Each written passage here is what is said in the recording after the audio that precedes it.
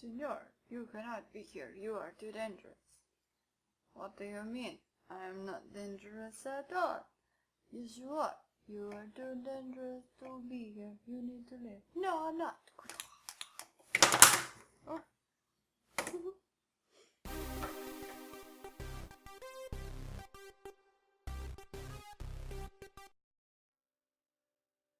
Hello everybody and welcome back. My name is Cap. And I'm Blondie. And welcome to our newest series, Can Blondes Cook? With Cap and Blondie. Woo! I'm not a blonde. I am. We made some peanut butter truffle cup things. We used peanut butter and syrup. You can use Nutella. You can even use ice cream. Or you can just make them straight chocolate, whatever you want. Exactly. It's up to you. Marshmallow fluff. You can roast marshmallow fluff. That would be delicious. That would be really yummy. Oh goodness. Okay, we're going to try that next time. We're getting sidetracked. We're going to show you in this video how to make these truffles. I'm super excited. They turned out so well. And stay tuned and we'll show you that. And even though you can't taste them through the screen, they are delicious. Just gonna eat one. So good. In this video, you'll need a knife, a cutting board, Scissors, a candy thermometer or a chocolate thermometer, spatulas, measuring cups. You want wax paper or baking paper? We only have saran wrap. a cheese grater, Or a food processor? We only have a grater. You are going to want some chocolate melts or chocolate wafers. These do not have wafers inside of them. They are just wafer shaped. And you're going to want to grind it down to something that's easily meltable in the microwave or in whatever way you want to melt your chocolate. or you can do like we did and cut up the chocolate. With your knife. Or a chocolate mold. These are awesome. They're silicone so everything comes out easy. And we got this at Hobby Lobby for $2.99. You do not have to use peanut butter, but whatever filling you're going to want to be using, you're going to want to get a recipe for that. We're going to be doing our own recipe with peanut butter and Syrup. Yeah. You can use whatever kind of brand you want. You just grab this one. Yeah. A glass mixing bowl or a metal mixing bowl.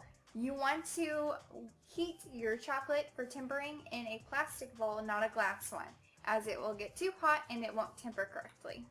I'm going to put up on the screen what temperatures you are going to want to keep your types of chocolate. If you have white chocolate, you're going to want to keep it at 29 degrees Celsius or 84. You don't want it to go over 31 or 87. Milk chocolate 30°C or 86 Fahrenheit, and dark chocolate 32°C or 90 degrees Fahrenheit. Stay around there. You have about a degree of leeway, but don't go too hot, as it won't temper. An oven mitt. We use this for grating, but we're going to use it for other things too. Yeah. Always practice safety with your oven. We should probably put a link in the description to Ann Reardon's How to Cook That. Yes. We're going to... Because that's where we learned how to temper chocolate. We watched her videos, so we'll put a link for her in the description. We have our tempered chocolate. What we do to temper it, you can look at Ann Reardon's video, or you can just microwave it about 5 times, 10-second intervals after you have everything chopped. Stir every 10 seconds. Do not let it just go on, because microwaves do not cook evenly, and then stirring is very vital. By the 5th one, you will probably have some chunks, but is easily rid of by just continually stirring, and the rest of the chocolate will help melt those chunks. So now we're going to make the filling. So I'm going to go ahead and start making the truffles. Get your saran wrap on your cutting board and put your mold onto the saran wrap. Take your tempered chocolate and simply pour it into each of the molds. And just make sure all your molds get a very nice, generous lather of chocolate.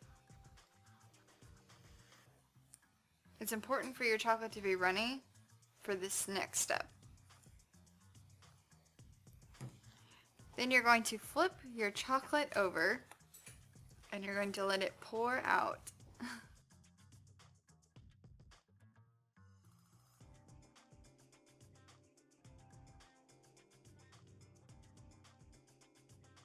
Some might still be filled. others not so much. But just repeat until, all of your molds are just coated with chocolate. Okay, after letting it set for just a few moments, you're going to add in your filling. We have done peanut butter and syrup. You just stick it in the bowl and mix them together. Yeah, pretty much. You can be as generous or as lenient for the peanut butter and syrup recipe as you want. Literally just jiffy peanut butter, crunchy or creamy, and whatever sort of maple syrup you want to use. Add it together, stir it, and it is awesome. These are also really great. The peanut butter and syrup on bread. Great sandwiches. Give you a boost. Make your day start right. Not exactly healthy, though. No, but it gives you a boost. It does.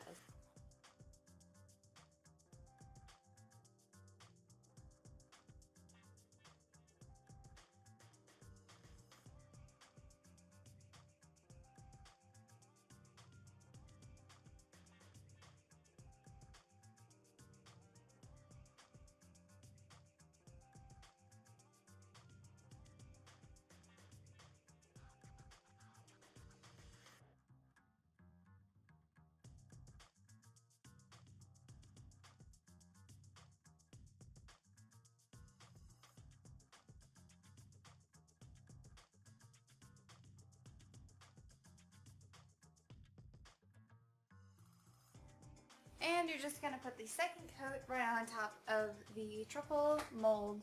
The chocolate sets really fast. You can always just throw it back in the microwave, nuke it at 5-second intervals until it's back to being goopy. And use your handy thermometer to make sure it doesn't set over or doesn't untemper. And we'll be careful and watch out for little holes that are gonna kind of form because the chocolate is flowing into the inside. So you gotta tap it a couple of times or bang it to death like Cap is doing. Getting chocolate everywhere. That's why we got the saran wrap. See, look at all the little bitty bubbles.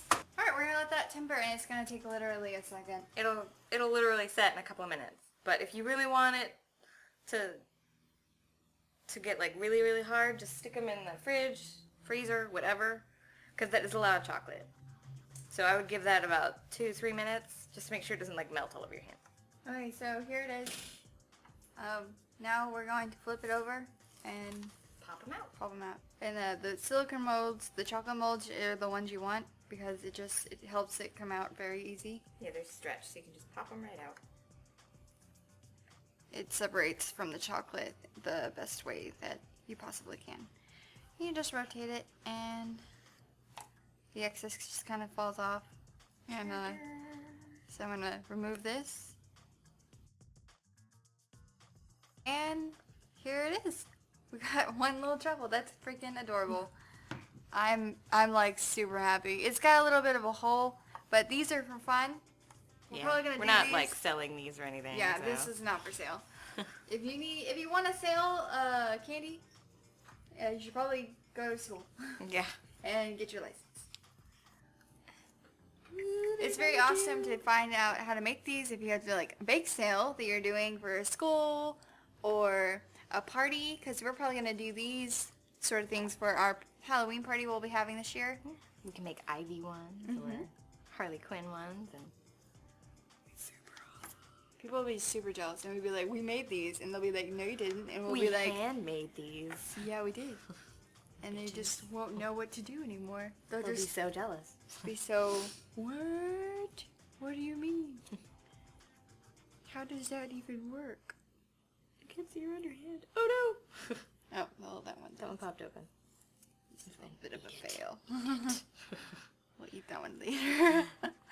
Some of them might not turn out so great. But it's okay. Okay. Awesome. The fact that this is the first time we've ever done this, and the fact that only one of them went wrong is kind of awesome. Some of them are a little misshapen and hilarious looking. But that's mostly because Cap is impatient and just wanted to eat her chocolate. That was not because of me. That was because the mold got crushed right there, and right there, and right there. That was not me. You blame it on me for no reason. And I'm going to stick these on a plate and we'll get a better look at them. All this excess chocolate can just be reused and retempered. We'll see you in the next video, whichever one we make. Alright. Bye. Bye!